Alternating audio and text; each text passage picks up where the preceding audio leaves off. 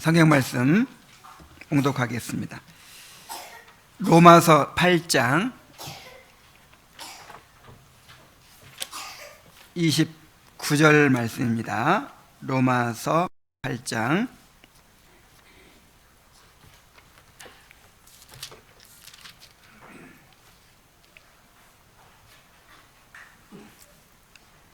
로마서 8장 오늘 본문이 29절인데 28절부터 30절까지 읽겠습니다. 우리 함께 읽어볼까요? 자, 시작. 우리가 알거니와 하나님을 사랑하는 자 곧 그의 뜻대로 부르심을 입은 자들에게는 모든 것이 합력하여 선을 이루느니라. 하나님이 미리 아신 자들을 또한 그 아들의 형상을 본받게 하기 위하여 미리 정하셨으니 이는 그로 많은 형제 중에서 맏아들이 되게 하려 하심이니라. 또 미리 정하신 자들을 또한 부르시고 부르신 자들을 또한 의롭다 하시고 의롭다 하신 자들을 또한 영화롭게 하셨느니라. 아멘. 바울은 28절에서 하나님이 모든 것 안에서 선을 이루고 계신다라고 했는데, 이제 29절부터 30절까지에서는 하나님께서 그 선을 어떻게 이루어 가시는지에 대하여 이야기합니다. 그래서 이렇게 선을 이루어 가시는 과정, 우리의 구원을 이루어 가시는 이 과정을 구원의 황금 사슬이라고 합니다. 29절부터 30절까지의 이 구원의 서정이라고 하죠. 구원의 서정을 구원의 황금 사슬이라고 해요. 우리의 구원이 하나님이 창세전에 미리 정하심으로부터 시작되어서 부르심, 회개하고 믿게 하심, 의롭다 하심, 양자 삼으심, 거룩하게 하심으로 이어지고 최종적으로 영화로 완성되는 절대로 끊어질 수 없는 황금 사슬과 같다는 것입니다. 이 구원의 황금 사슬은 미리 정하심으로부터 시작되는데 이것을 예정이라고 합니다. 하나님께서 창세 전에 누구를 구원하실지를 택하시고 그 구원의 계획을 세우셨다라고 하는 것입니다. 그러므로 그 예정 속에서 부르심을 입은 자들에게는 모든 것이 합력하여 선을 이루게 되는 것입니다. 이 예정 교리만큼 은혜로운 교리가 없습니다. 하나님의 예정을 아는 사람은 어떠한 상황 속에서도 구원의 확신을 누립니다. 또한 하나님의 예정을 아는 사람은 자신이 장차 어떻게 될지가 예정되어 있다는 것을 알기 때문에 흔들림 없이 그 예정하신 목적을 따라서 살아가게 됩니다. 자, 그렇다면 하나님께서 과연 어떤 사람들을 예정하셨을까요? 그리고 하나님께서 예정을 통해서 이루시고자 하는 그 목적은 무엇일까요? 오늘 29절 말씀을 통해서 함께 살펴보도록 합시다. 자, 29절 말씀을 함께 다시 한번 읽어보죠. 자, 시작. 하나님이 미리 아신 자들을 또한 그 아들의 형상을 본받게 하기 위하여 미리 정하셨으니 이는 그로 많은 형제 중에서 맏아들이 되게 하려 하심이니라. 이 말씀 속에 하나님께서 어떤 사람들을 예정하셨는지, 또 그 예정을 통해 이루시고자 하는 목적이 무엇인지가 잘 드러나 있습니다.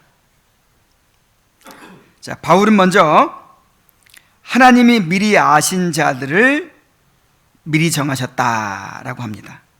자, 어떤 자들을 정하셨다고요? 미리 아신 자들. 베드로전서 1장 2절에도 같은 말씀이 있어요. 하나님 아버지의 미리 아심을 따라 택하심을 받은 자들에게 편지하노니. 자, 무엇을 따라서 택하심 받았다고요?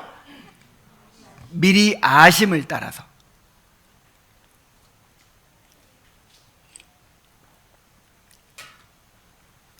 자, 하나님께서 미리 아신 자들을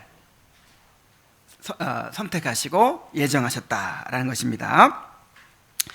자, 여기서 미리 아신다, 프로기노스케인이라는 말은 앞으로 무슨 일이 일어날지를 아셨다라는 말이 아니에요. 다시 말해서 그 사람이 앞으로 어떤 사람이 될지, 선을 행할지 악을 행할지, 예수님을 믿을지 안 믿을지, 이것을 아셨다는 게 아니에요. 물론 다 아시죠. 하나님께서는 앞으로 일어날 모든 일을 다 아시지만, 여기서 아신다고 말하는 것은 앞으로 무슨 일이 일어날지를 아신다, 그런 뜻이 아니에요. 이 말씀을 이렇게 오해하는 사람들이 많이 있습니다. 주로 알미니안주의자들이 그렇게 해석을 합니다. 자, 알미니안주의자들은 어떻게 이야기하냐면, 하나님께서 그 사람이 믿을지 안 믿을지를 미리 아시고 그 믿을 사람을 택하셨다, 그 믿을 사람을 예정하셨다, 이렇게 주장을 해요. 그러면 결국 구원이 누구한테 달린 것이죠? 나한테 달린 것이죠. 내가 안 믿으면 택함 받는 것이고, 내가 믿으면 택함 받는 것이고, 안 믿으면 택함 받지 않는 것이고, 결국 인간에 의해서 구원이 좌우되는 거예요. 그러면 택함에 대해서, 예정에 대해서 이야기 하나만 하죠. 결국 누구한테 달려 있으니까? 결국 나한테 달려 있으니까.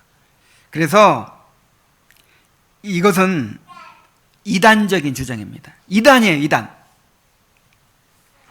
하나님의 절대적인 주권과 값없는 은혜를 심각하게 모독하는 그런 이단적인 주장입니다.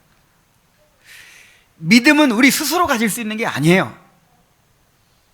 우리 안에서 믿음이 나올 수가 없습니다. 믿음은 하나님께서 넣어 주셔야 되는 것입니다. 그래서 우리가 믿었기 때문에 택함 받은 것이 아니고, 택함 받았기 때문에 믿게 된 거예요.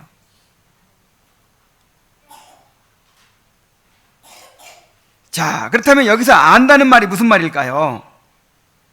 여기서 안다는 말은 구약 성경의 배경에서 나온 말입니다.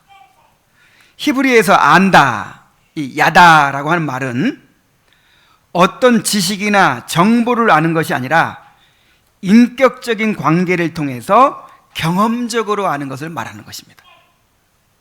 마리아가 나는 남자를 아직 알지 못합니다, 이 말이 무슨 말이에요? 아직 남자와 그런 성관계를 가진 적이 없습니다, 그런 말이죠. 그래서 이것이 이 성관계를 맺는다라는 말로도 쓰입니다. 그 정도로 이게 어떤 지식이나 정보를 아는 그런 알미 아니고 인격적인 관계를 통해서 경험적으로 아는 그런 알을 가리키는 말이란 말이에요. 그래서 구약 성경에서 하나님이 자기 백성들을 아신다라고 할 때 그 말은 하나님이 자기 백성을 사랑하신다, 그 말이에요.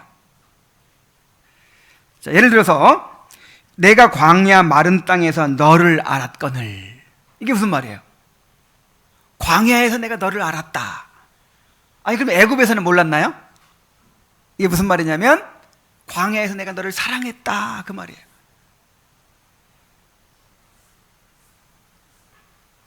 또 아모스 3장 2절에 보면은 내가 땅의 모든 족속 가운데 너희만을 알았나니. 자, 땅의 모든 족속 가운데 이스라엘 백성만을 아셨다는 거예요. 이 말이 무슨 말이에요? 이스라엘 백성만을 사랑하셨다, 그 말이죠. 또 로마서 11장 2절에도 하나님이 그 미리 아신 자기 백성을 버리지 아니하셨나니. 그런데 여기서 미리 아신 자기 백성, 이 말은 미리 사랑하신 그 뜻이에요. 그 사랑하신 자기 백성을 버리지 아니하신다. 그래서 존 머레이는 이렇게 이야기를 합니다. 안다는 말은 어떤 의미에서 사랑한다는 말과 동의어이다. 하나님이 미리 아셨다는 말은 하나님이 미리 사랑하셨다는 말과 똑같은 말이다. 미리 아는 것은 주권적이고 두드러진 사랑이다 그랬어요. 그냥 보통 사랑이 아니죠. 미리 사랑하신 거예요. 우리가 이 땅에 나기도 전에 하나님은 보시죠. 하나님은 영원하신 분이시기 때문에 하나님 앞에는 영원한 현재만 있습니다. 하나님 앞에는 먼 미래의 일도 현재예요. 그래서 우리를 보셨단 말이에요. 창세 전에 우리를 보시고 우리를 사랑하셨어요. 사랑하기로 선택하셨어요. 그리고 우리를 구원으로 예정하신 것입니다. 다시 말씀드립니다. 하나님이 미리 아신 자들을 미리 정하셨다는 말은 하나님이 미리 사랑하신 자들을 미리 정하셨다라는 말입니다. 우리의 조건이나 행위가 아니라 우리를 향한 하나님의 사랑이 예정의 원인이라는 것입니다. 왜 나를 선택하셨을까? 나의 어떤 점을 보고 선택하셨을까? 궁금하지 않습니까? 그런 성경에 뭐라고 그래요? 어떤 점을 보고 어떤 조건을 보고 선택하신 것이 아니고 무조건적인 사랑으로 우리를 선택하셨다는 거예요. 이것은 이스라엘 백성의 선택에서도 드러납니다. 자, 하나님께서 왜 모든 민족 중에서 이스라엘 백성을 선택하여 언약을 맺으셨을까요? 이스라엘 백성이 어떤 점이 훌륭한 점이 있나요? 그들이 다른 민족보다 숫자가 많아서 그 민족을 택하셨을까요? 아니면 다른 민족들보다 더 의로워서 택하셨을까요? 우리가 지난주에 읽었죠. 신명기 7장에 보면 7장 6절로 8절에 보면 이렇게 말씀하십니다. 너는 여호와 내 하나님의 성민이라. 내 하나님 여호와께서 지상 만민 중에서 너를 자기 기업의 백성으로 택하셨나니 여호와께서 너희를 기뻐하시고 너희를 택하심은 너희가 다른 민족보다 수요가 많기 때문이 아니니라. 그래서 수요가 많아서도 아니라 너희는 오히려 모든 민족 중에 가장 적으니라. 여호와께서 다만 너희를 사랑하심으로 말미암아. 자, 뭐 때문에요? 사랑하심으로 말미암아.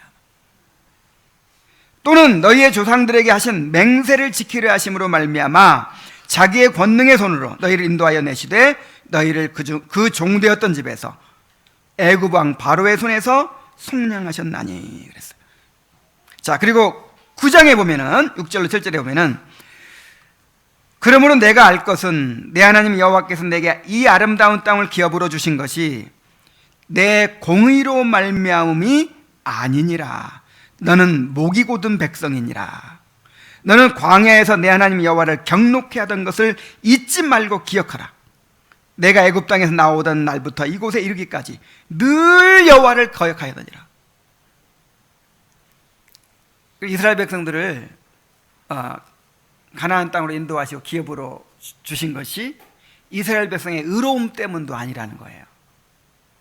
이스라엘 백성이 행한 걸로 봐서는 어떻게 해야 돼요? 하나님의 진노와 저주를 받아 마땅해요. 너희들이 지금 애굽에서 나오는 날부터 가나안 땅 이르기까지 늘 나를 거역하였느니라. 그래서 그 나를 늘 경록해 하던 그 일을 잊지 말라. 그러니까 수요가 많아서도 아니고 더 의로워서도 아니고 뭐 때문이라는 거예요? 사랑하심을 인하여, 그리고 그 조상들과 맺으신 언약을 인하여 그들을 택하시고 그들과 언약을 맺으시고 그들을 가나안 땅으로 인도하셨다는 것입니다. 이와 같이 우리를 택하신 것도 우리를 무조건적으로 사랑하셨기 때문이요, 창세전에 그리스도와 맺으신 언약 때문이었어요. 그러므로 우리는 하나님의 예정과 선택을 생각할 때마다 성경에서 택하셨다는, 예정하셨다는 말씀을 보게 될 때마다 우리를 향한 하나님의 사랑을 깨달아야 될 줄로 믿습니다.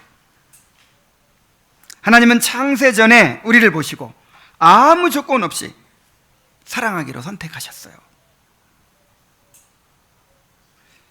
어제도 말씀드렸지만 아무 조건 없이 선택하셨다고 하지만 그래도 선택이 좀 치우쳤습니다. 더 못나고 더 부족한 사람들을 주로 선택하셨어요. 자, 왜 그러셨을까요? 그래야 하나님의 그 사랑이, 무조건적인 사랑이, 그 영광이 더 드러나기 때문에.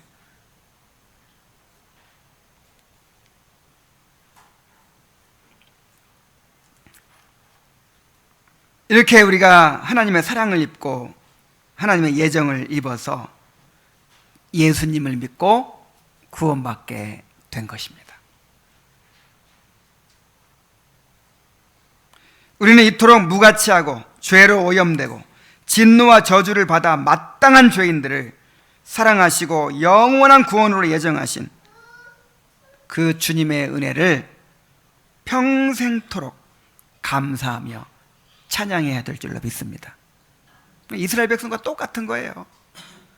내가 너희에게 가나안 땅을 허락하여 주는 것이 너희 의로움 때문이라고 절대로 착각하지 말아라. 너희는 이 나이 때까지 나를 경록해 한 것밖에 없다. 우리가 바로 그렇습니다. 우리가 뭐 다른 사람보다 더 의롭다고 생각하고 뭔가를 잘해서 이렇게 예수 믿고 하나님의 자녀가 되고 복을 받게 되었다고 착각해서는 절대로 안 돼요. 우리가 행한 일로 봐서는 늘 매맞고 진노를 당하고 저주를 받아야 마땅한 사람들입니다. 그런데 하나님께서 우리를 무조건적으로 사랑하시고 우리를 예정하여 주셔서 그렇게 우리의 구원을 이루어가고 계신 거예요. 그 은혜를 잊지 마시기 바랍니다.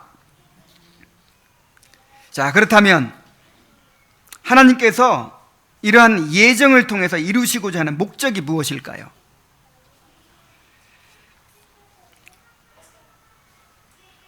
바울은 그 아들의 형상을 본받게 하기 위하여 우리를 미리 정하셨다고 말합니다.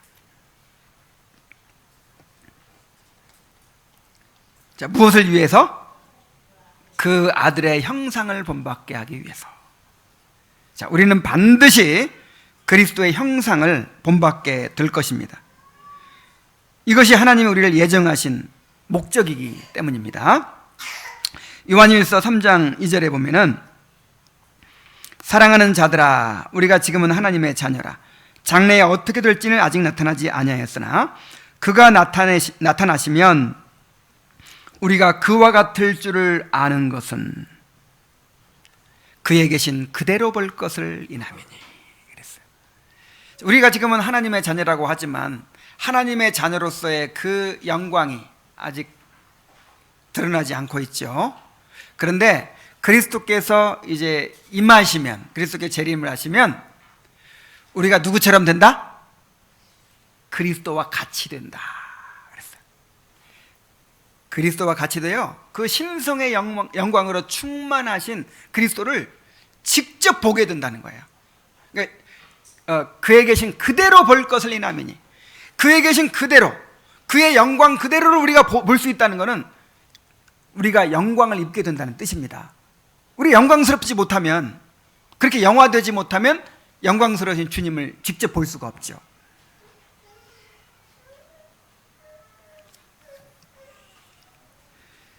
고린도전서 15장 49절에 보면은 우리가 흙에 속한 자의 형상을 입은 것 같이 또한 하늘에 속한 이의 형상을 입으리라 그랬어요.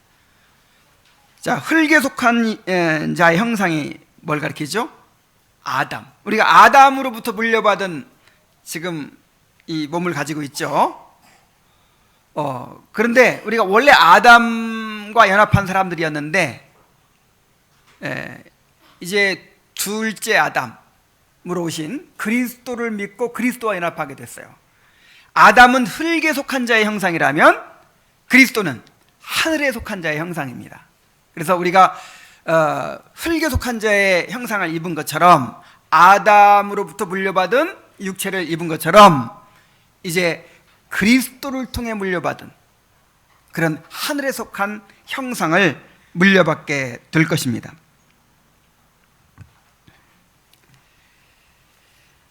자, 그런데 그 아들의 형상을 본받는 것에는 두 가지 측면이 있어요. 자, 우리가 그리스도의 형상을 본받는다라고 할 때 두 가지 면에서 본받는 것입니다. 첫째로, 그리스도의 형상을 본받는다는 것은 우리가 그리스도의 거룩한 성품을 본받는다는 것을 의미합니다. 에베소서 1장 4절로 5절에 보면은, 곧 창세전에 그리스도 안에서 우리를 택하사 우리로 사랑 안에서 그 앞에 거룩하고 흠이 없게 하시려고 그 기쁘신 뜻대로 우리를 예정하사 예수 그리스도로 말미암아 자기의 아들들이 되게 하셨으니 그랬어요. 자, 우리를 택하신 목적이 뭐냐면 그 앞에 거룩하고 흠이 없게 하시려고. 자, 왜 택하셨어요? 거룩하고 흠이 없게 하시려고. 그 거룩하고 흠이 없는 상태, 그게 바로 그리스도의 형상이에요. 그리스도의 성품이에요. 거룩하고 흠이 없는 그리스도의 성품을 담도록, 그 성품을 소유하도록 우리를 택하시고 예정하셨다는 것입니다. 이를 위해서 하나님은 택한 자들에게 성령을 주시고 거룩한 본성을 주시고 또 거룩하게 되고자 하는 소원을 주셔서 힘써 성화를 이루어가게 하십니다. 그래서 이 예정론을 반대하는 사람들은 어떤 이유로 가장 반대를 많이 하냐면, 예정론을 믿게 되면 사람들이 방종하게 된다, 그렇게 얘기를 해요. 하나님께서 택하신 대로, 예정하신 대로 되기 때문에 나는 예정을 받았으니까, 나는 택함 받았으니까 어떻게 해도 그건 받아 하면서 방종하게 된다는 거예요. 근데 성경에 보면 그렇지 않아요. 우리를 무엇을 위해 예정하셨다고요? 거룩하고 흠이 없게 하시려고, 그리스도의 성품을 본받게 하시려고 우리를 택하셨단 말이에요. 그래서 그것을 위해서 이제 그 목적을 하나님께서 이루어 가십니다. 그래서 택함 받았는지 택함 받지 않았는지 뭘로 알 수 있어요? 택함 받은 사람은 성화에 대한 갈망이 있어요. 죄를 미워하고 어떻게 해서든지 거룩하게 되고자 하는 그런 갈망이 있습니다. 소원이 있습니다. 성화를 힘써 이루어가는 거예요. 진정으로 택함 받은 사람은 힘써 성화를 추구하게 되어 있습니다. 요한일서 3장 3절에 주를 향하여 이 소망을 가진 자마다 그의 깨끗하심과 같이 자기를 깨끗하게 하느니라. 자, 내가 택함 받았다고 믿는다면 왜 택하셨다고요? 거룩하고 흠이 없도록, 그리스도의 거룩한 성품을 본받도록. 이게 택함의 목적이잖아요. 그리고 그 목적을 하나님께서 우리 안에서 이루시잖아요. 그러니까 그의 깨끗하심과 같이 자기를 끊임없이 깨끗하게 하기 위해서, 거룩하게 하기 위해서 힘쓸 수밖에 없다는 거예요. 그래서 어차피 택함 받으면 천국 가는 거니까 하면서 그냥 안일하게 살아가는 사람들, 성화를 힘쓰지 않은 사람, 이 사람들은 지금 택함 받았다는 걸 알 수가 없어요. 도르트 신경에도 그렇게 말씀했죠. 그렇게 되어 있죠. 택함의 확신이라는 항목에서 내가 택함 받은 것을 어떻게 아느냐? 내 죄를 인식하는 것, 그 다음에 또 거룩함을 위해 힘쓰는 것을 통해서 택함 받은 것을 안다 그랬어요.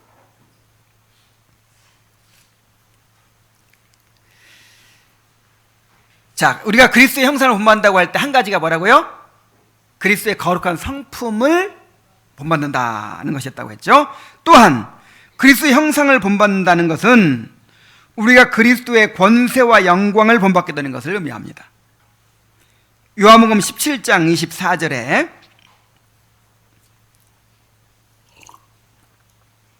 한번 찾아보세요. 요한복음 17장 24절.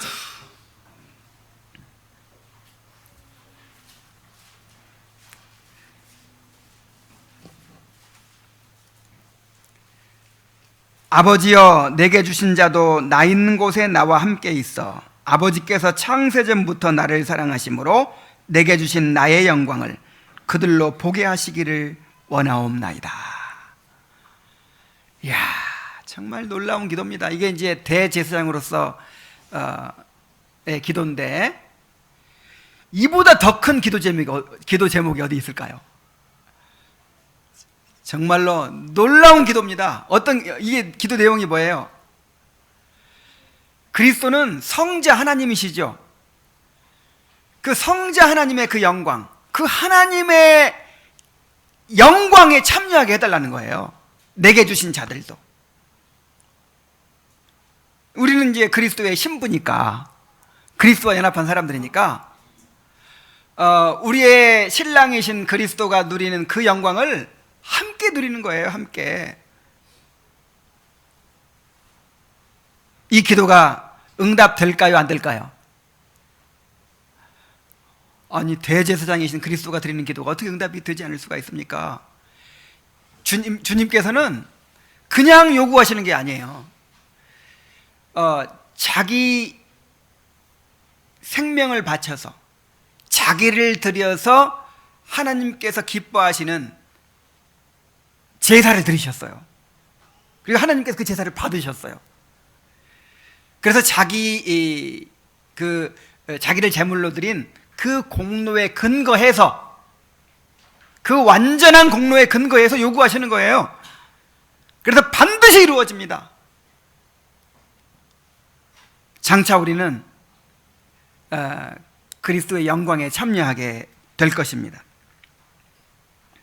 요한계시록 3장 21절에서 주님께서 이렇게 약속하십니다.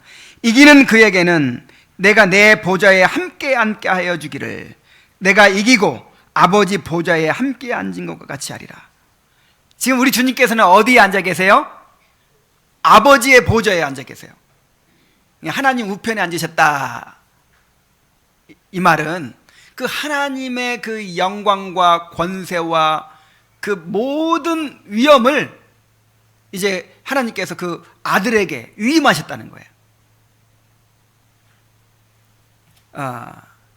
그런데 누구도 거기에 함께 앉을 수 있어요? 우리도 그리스도께서 앉으신 그 영광의 자리에 함께 앉게 된다는 거예요. 그리고 이미 영적으로는 앉아 있어요. 에베소서 2장 6절에 보면은 또 함께 일으키사 그리스도 예수 안에서 함께 하늘에 앉히시니 그랬어요. 지금 그리스도께서 앉아 계신 그 위치에 우리가 함께 앉아 있는 것입니다.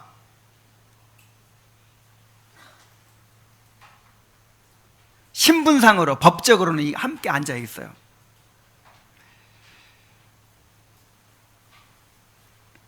아직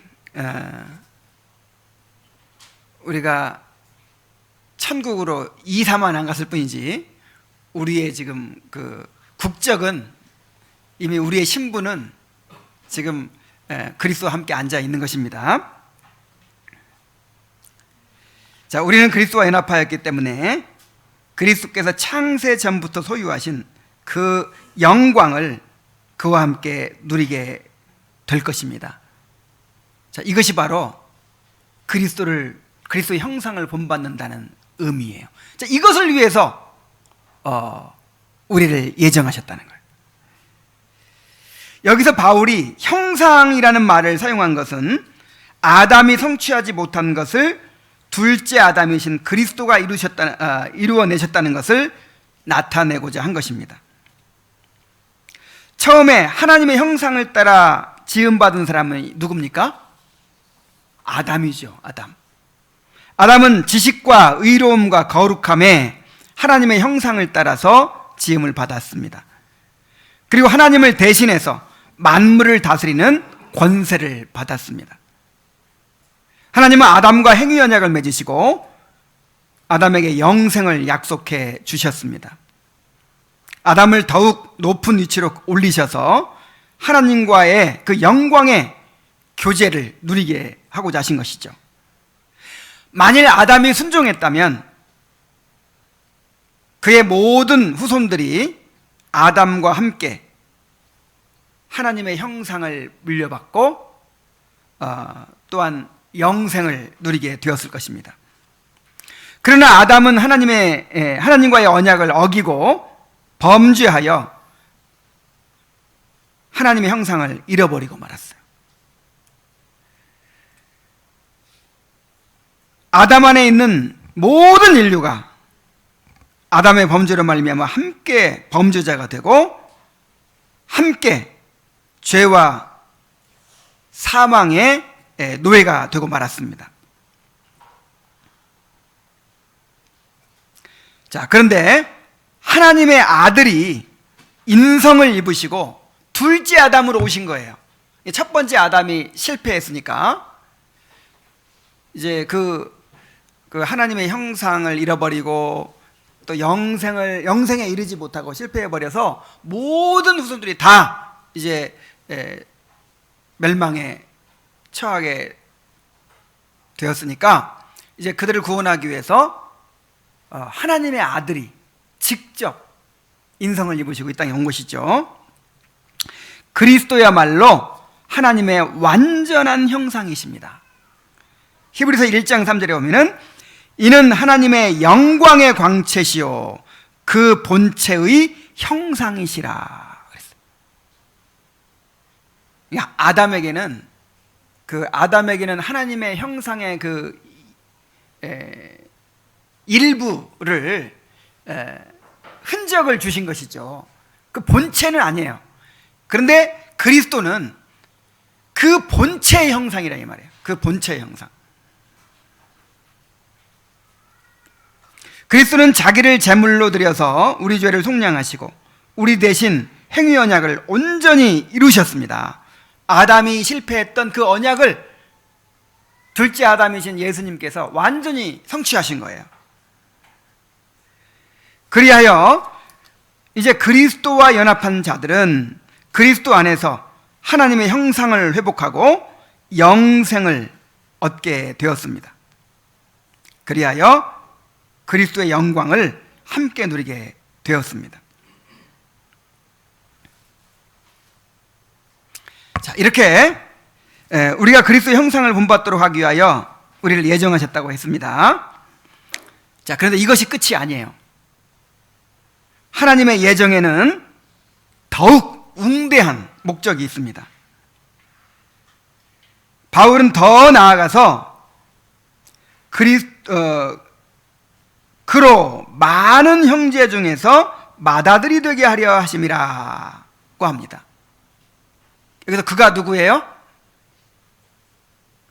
여기서 그가 누구죠? 그리스도죠. 또 많은 형제는 누구예요? 우리들이죠. 그리스도 안에 있는 모든 구원받은 사람들이죠. 그리스도와 연합한 많은 사람들 중에서 뭐가 돼요? 맏아들이 되게 하려 하심이라 그랬어요. 자, 맏아들, 이 프로토토콘이라는 말은 먼저 난 자 혹은 으뜸이 되는 자라는 뜻으로 그리스도의 탁월성과 우월성을 나타내는 표현입니다. 자, 그리스도는 맏아들이에요. 우리는 그냥 아들이고 그리스도는 맏아들. 이게 어떤 차이가 있는 것일까요? 자, 우리를 하나님의 자녀라고 할 때 그리고 그리스도의 형상을 본받게 된다고 할 때 오해해서는 안 돼요. 어떤 사람들은 우리가 그리스도와 본질이 같아지는 줄 알아요. 뭐가 같아진다고요? 우리와 그리스도가 본질이 같아지는 것으로 오해하는 사람들이 있어요. 절대로 이것이 아닙니다. 그리스도는 하나님이십니다. 창조주이십니다. 그리고 우리는 피조물이에요. 그래서 그리스도를 하나님의 아들이라고 할 때의 의미와 우리를 하나님의 아들이라고 할 때의 의미가 달라요. 자, 그리스도를 하나님의 아들이라고 할 때, 내가 하나님의 아들이다 이렇게 말할 때는 그리스도의 신성을 가리키는 것입니다. 그래서 하나님을 내 아버지라고 하고 내가 하나님의 아들이라고 주장하니까 유대인들이 예수님을 죽이려고 했죠. 왜 죽이려고 했어요? 자기가 하나님이라고 주장하기 때문에. 그러니까 하나님의 아들은 곧 뭐예요? 하나님이에요. 그래서 예수님이 하나님의 아들이라 할 때는 하나님이라는 뜻입니다. 신성을 가리키는 말이에요. 근데 우리가 하나님의 아들이라고 할 때는 의미가 달라요. 우리가 하나님의 아들이라고 할 때는 그리스도 안에서 그 아들의 지위를 누리는 자라는 뜻입니다. 양자라고 하죠. 양자.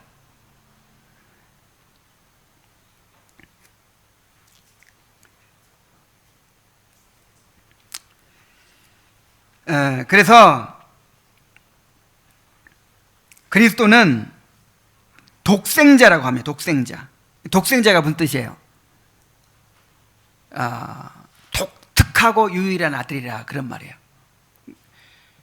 그러니까 독생자는 한 분밖에 없는 거예요. 그 신성을 가지신 분, 우리는 그냥 하나님의 자녀로 거듭났지만 예수님은 영원히 나신 분이에요. 어떻게 나신 분? 영원히 나신 분. 참 이게 이해하기 어려운 말이에요.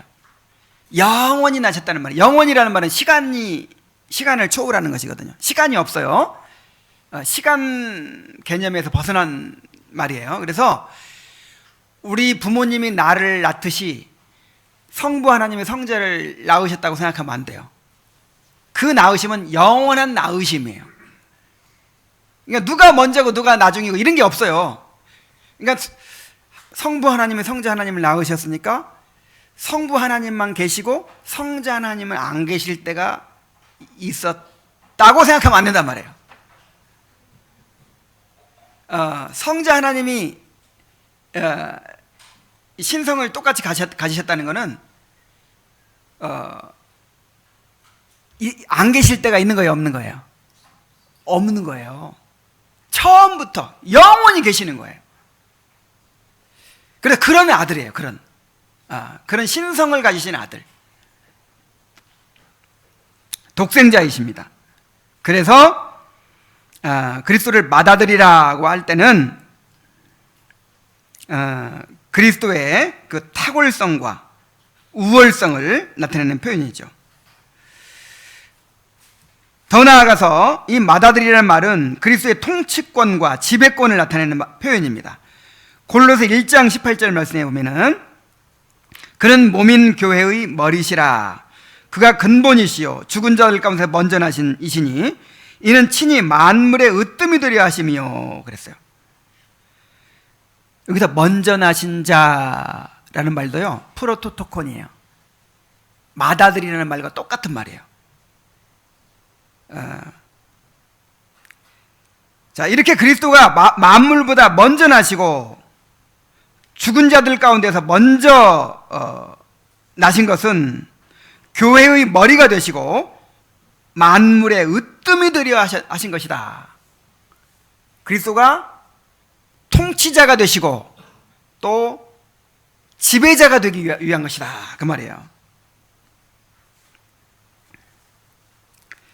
자, 그리스도는 교회의 머리로서 교회를 다스리시고 또 하늘과 땅의 모든 권세를 가진 주권자로서 이 세상을 다스리고 계십니다.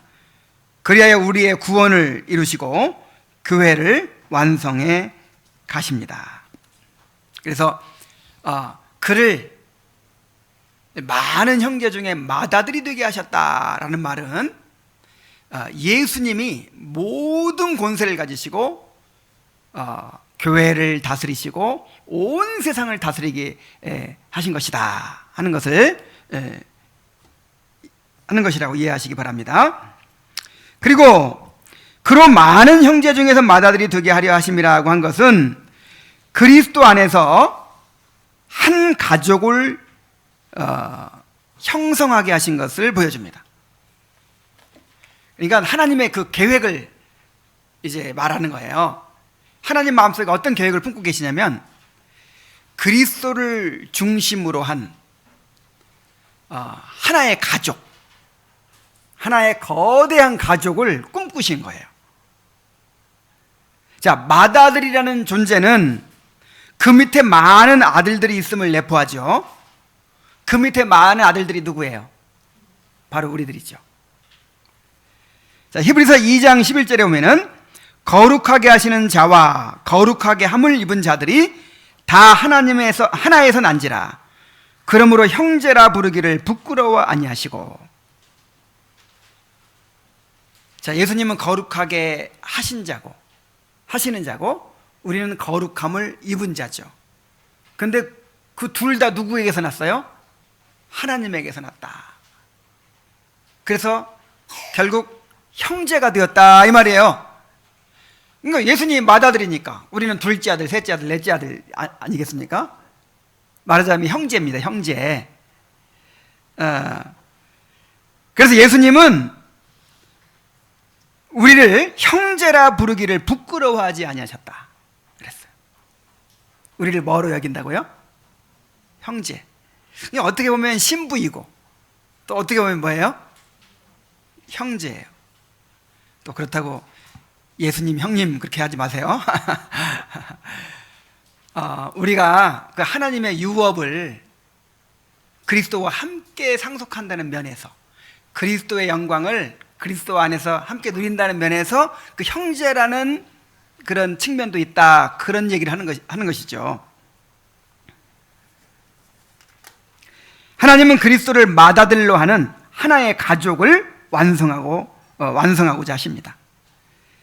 그래서 갈라디아 3장 20절 28절에 보면은 너희가 다 믿음으로 말미암아 그리스도 예수 안에서 하나님의 아들이 되었으니 너희는 유대인이나 헬라인이나 종이나 자주자나 남자나 여자 할 것 없이 그리스도 예수 안에서 하나이니라 그랬죠. 자, 우리가 그리스도 예수 안에서 하나가 됐어요. 또 에베소 2장 19절에 보면은 그러므로 이제부터는 너희는 외인도 아니요 나그네도 아니요 오직 성도들과 동일한 시민이요 하나님의 권속이라. 자, 하나님의 권속이라 이 말이 하나님의 가족이라 그런 뜻이에요. 자, 우리가 하나님의 가족입니다. 누구 중심으로? 이 맏아들이신 그리스도를 중심으로 한 하나님의 가족입니다. 교회는 그리스도를 중심으로 이루어진 하나님의 가족입니다. 장차 그리스도를 맏아들로 하는 하나의 가족이 완성될 거예요. 그 하나의 가족을 우리가 지금 이 땅에서 경험하고 있죠. 연습해 가고 있죠. 여러분 천국에 가면은 이 땅에서 맺고 있는 이런 부모 자식 관계, 형제 관계 이런 게 있어요, 없어요? 부부 관계 이런 게 있어요, 없어요? 다 끝납니다. 우리가 그냥 죽으면 그걸로 모든 관계는 다 끝나는 거예요. 그럼 천국에 가면 어떻게 되는 것이죠? 그리스도를 맏아들로 하는 모든 구원받은 사람들이 다 한 형제가 되는 거예요. 한 가족이 되는 거예요. 지금 우리가 맺고 있는 이 가족 관계보다 1000배 만배 가까운 그런 가족이 되는 거예요. 자, 그런데 여러분 이걸로 또 끝나는 게 아니에요. 더 나아가서 하늘과 땅의 모든 피조물까지도 그리스도 안에서 하나가 될 것입니다. 에베소 1장 10절 말씀 한번 찾아봅시다. 에베소 1장 10절 말씀.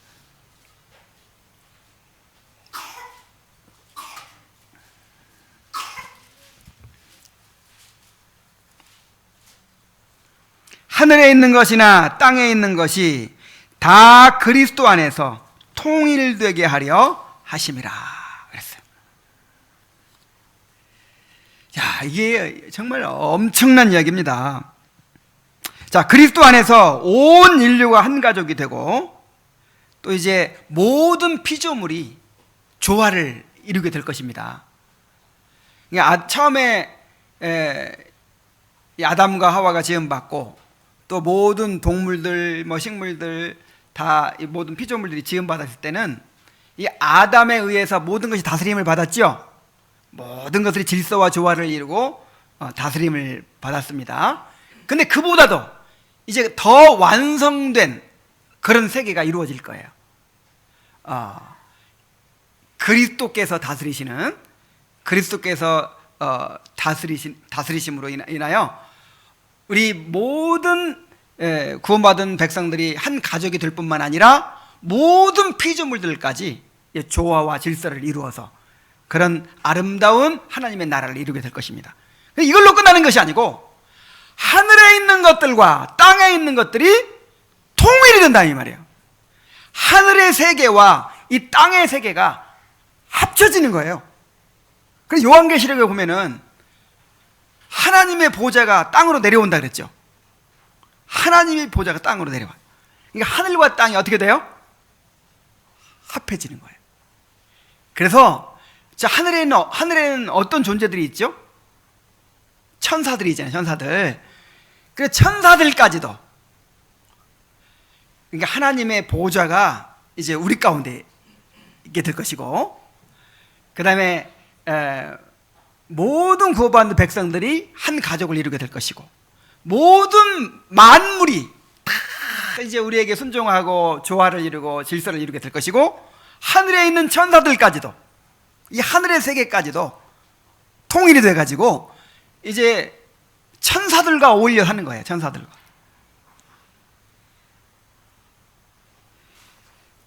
그리하여 그리스도는 이렇게 완성된 나라를 아버지 하나님께 바치게 될 것입니다. 자, 이것이 우리를 예정하신 목적이에요. 하나님께서는 이 놀라운 목적을 이루어가고 계십니다.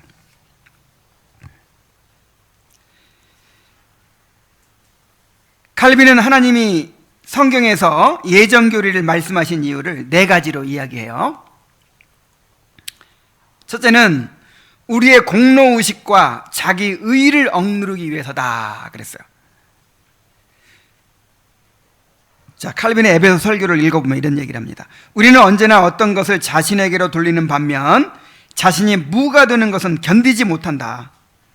그러니까 뭐든지 누구한테 돌려요? 나한테 돌려요. 자동이야. 애들이 학교에서 100점 맞아와도 나를 닮아서 이런 내가 그다음 공부를 잘 시켰지. 뭐 하여간 잘 되는 건 다 누구 탓? 내 탓. 안 되면 뭐 조상 탓을 하든지 남 탓을 하든지 하고 뭐든지 나한테 돌리는 습관이 있고, 그 다음에 내가 무가 되는 것을 견디지 못해요. 그래서 이만큼이라도 내 공로로 돌리는 거예요. 그래서 내가 예수 믿고 은혜 받고 있으면서 은혜 받으면 받을수록 자꾸만 교만해져. 내가 뭔가 잘해서 된 것처럼. 그래서 예정론이 필요하다. 예정의 교리가 필요하다는 거예요. 이게 내가 뭔가 잘해서 된 것이 아니고, 내가 뭔가를 잘 선택해서 된 것이 아니고, 누가 예정하신 거예요? 하나님이 예정하시고 이루시는 거예요. 그래서 예정 교리를 알아야만 이 자기 의가 깨어지고 자기 공로가 없어진다는 말이에요. 또 두 번째는 하나님의 은혜를 온전히 드러내기 위하여, 하나님의 선택이 우리 눈앞에 제시되지 않는 한 하나님의 은혜는 충분히 알려진 것이 아니다 그랬어요. 예정과 선택에 대해서 모르면요, 이걸 인정하지 않으면 하나님의 은혜에 대해서 반도 알지 못하는 거예요. 아니, 반이 아니라 뭐 거의 알지 못하는 거예요. 결국 내 의지로 결국 내가 선택해서 이루게 되는 것이잖아요. 그래서 예정에 대해서 알아야, 그리고 우리 자신의 공로와 의가 깨어져야만 하나님의 은혜를 온전히 깨닫고 인정하게 된다는 것이죠. 또 세 번째로는 하나님을 합당하게 찬송하기 위해서, 찬양하기 위해서 라고 했습니다. 하나님께서 우리를 선택하시는 궁극적인 이유는 당신의 은혜가 그 일로 인하여 찬양을 받으시는 것인데, 평범하고 일상적인 방식으로서가 아니라 확실한 영광으로 찬양을 받으시기 위함이다 그랬어요. 그러니까 우리가 하나님의 은혜의 영광을 찬양하는데, 에베소 1장 6절에 이는 그가 사랑하시는 자 안에서 우리에게 거저 주시는 바 하나님의 은혜의 영광을 찬양하게 하려는 것이라. 그러니까 하나님의 은혜의 영광을 찬양하는데 우리 자신의 의가 철저히 깨어지고, 또 하나님의 은혜가 이렇게 확실하게 드러나지 않으면 하나님 온전히 찬양을 받으실 수 있어요, 없어요? 그냥 평범하고 일상적인 찬양은 할 수 있겠죠. 그러나 특별하게 완전하게 찬양하는 것은 안 된다 이 말이에요. 또 한 가지 더, 구원의 확신을 위해서 이 예정의 교리를 말씀하신다고 그랬어요. 예정의 교리는 우리의 구원이 우리 자신에게 달려있지 않고 오직 하나님께 달려있다는 것을 보여줍니다. 그래서 우리가 구원을 확신할 수 있는 것이죠. 만일 우리의 구원이 우리의 조건이나 행위에 달려있다면 우리는 항상 흔들릴 수밖에 없을 거예요. 그러나 하나님의 영원한 예정에 달려있다고 믿으니까 우리가 이렇게 확신을 가질 수가 있는 것이죠. 그러므로 우리가 이 예정 교리를 담대하게 증거해야 됩니다. 예정과 선택을 말해야만 복음이 온전해지는 거예요. 예정과 선택의 교리를 말하지 않으면 복음을 다 말한 거예요, 아니에요? 다 말하지 않은 거예요.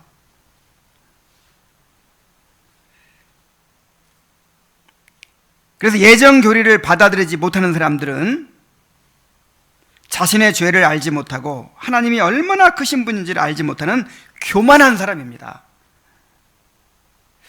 저도 처음에는 내가 장로교인이니까 그냥 이것을 받아들이기는 하지만 이해가 안 가는 거예요, 이 예정의 교리가. 근데 언제 이해가 가게 됐냐면, 내가 얼마나 큰 죄인지를 알고 내가 영적으로 죽은 시체와 같은 존재라는 것을 알게 되고 나니까, 여러분, 그 사람에게 뭘 선택하라고 할 수 있겠어요? 하나님의 택하심과 예정 외에는 방법이 없죠. 그리고 하나님이 얼마나 크신 분이고 지혜와 능력이 무한하신 분이라는 것을 알아가게 되면서 이것이 너무나도 당연한 것을 받아들이게 되는 거예요. 그 예정과 선택이 아니면 말이 안 돼. 그래서 아직 예정과 선택을 어려워하고 힘들어하고 이런 사람들은요, 아직 자기가 얼마나 큰 죄인지를 모르는 것이고 그 하나님의 크고 광대하심을 깨닫지 못하는 것이죠. 그래서 칼빈은 예정 교리가 명백하고 공개적으로 말해지는 것을 견디지 못하는 사람들은 모두 다 하나님의 은혜에 대한 심각한 적들이며 있는 힘을 다하여 그 은혜를 흐리게 하려는 자들이라는 사실을 알 수 있다. 이것을 숨기는 것은 신앙 전체를 전복시키는 것과도 같다. 오늘날 예정 교리가 선포되는 걸 견디지 못하는 자들은 바로 사람의 모습을 한 마귀들이고 교황주의자들보다 더 격렬하고 사악한 악에 물들어 있는 자들이다, 이렇게 얘기를 했어요. 자, 루터도 말하기를 예정을 반대하는 생각을 육신의 생각이다. 이게 이 복음은 항상 인간의 본성과 반대가 되죠. 예정 교리도 복음의 일부이기 때문에 그 육신의 본성은 이거를 받아들일 수가 없다는 것이죠. 그 예정의 교리가 택함받은 자들에게는 가장 달콤하지만 육신의 생각에는 쓰고 거칠다. 그러므로 이 말씀을 통해서 하나님의 예정에 대해서 깊이 묵상합시다. 우리 다시 한번 읽어봅시다. 시작. 하나님이 미리 아신 자들을 또한 그 아들의 형상을 본받게 하기 위하여 미리 정하셨으니 이는 그로 많은 형제 중에서 맏아들이 되게 하려 하심이라. 자, 우리의 구원이 이미 영원 전에 예정되어 있다는 사실에 근거하여 구원의 확신을 누리며 하나님을 찬양합시다. 예정하신 목적대로 그리스도를 본받는 삶을 살아가면서 또한 이렇게 예정하신 사람들에게는 모든 일이 합력하여 선을 이루게 될 수밖에 없다는 사실을 기억하고 우리에게 다가오는 모든 고난들을 이겨낼 수 있기를 바랍니다. 기도하겠습니다. 하나님 아버지, 오늘 영원 속에서 우리를 사랑하심으로, 미리 사랑하심으로, 미리 정하신 그 놀라운 섭리를 밝히 보게 해주신 것을 감사드립니다. 아버지 하나님, 우리를 예정하신 이 놀라운 사실로 인하여 우리의 의가 깨어지게 해주시옵소서. 하나님의 은혜가 더욱 밝게 드러나게 해주시고 하나님을 온전히 찬양하게 하여 주옵소서. 그리고 우리가 구원의 확신을 누리게 하여 주시옵소서. 예수님의 이름으로 기도하옵나이다. 아멘.